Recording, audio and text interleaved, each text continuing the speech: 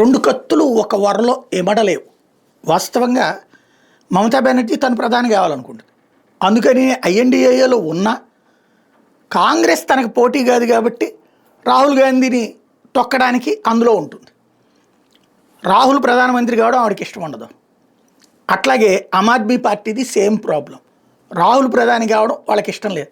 కానీ ఐఎన్డీఏలో ఉంటే మిగతా భాగస్వామ్య పక్షాలతో ఫ్రెండ్లీగా ఉండటం వల్ల తేడా వచ్చినప్పుడు కాంగ్రెస్ పార్టీకి ఏ 100 సీట్లు వచ్చి మిగతా కూటమి అందరికి కలిక ఓ 175 సీట్లు వస్తే అప్పుడు ప్రధానమంత్రి పదవి తాము తీసుకుంటూ కాంగ్రెస్ మద్దతుతో వెళ్ళేటప్పుడు తాము ఎవరో ఒకళ్ళం ప్రధానమంత్రి కావచ్చు అన్న ఉద్దేశంతోనే అటు అఖిలేష్ అయినా మమతా బెనర్జీ అయినా ఇటు కేజ్రీవాల్ అయినా వాళ్ళతో కలిసి సాగుతోంది.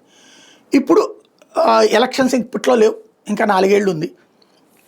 బీహార్లో మాకు 25% సీట్లు కావాలంటాడు కేజ్రీవాల్, లేదంటుంది కాంగ్రెస్ పార్టీ కానీ అటు ఆర్జేడీ కానీ. అదే సందర్భంలో తమిళనాడు ఎలక్షన్స్లో కావాలంటాడు, ఏమంటున్నారు.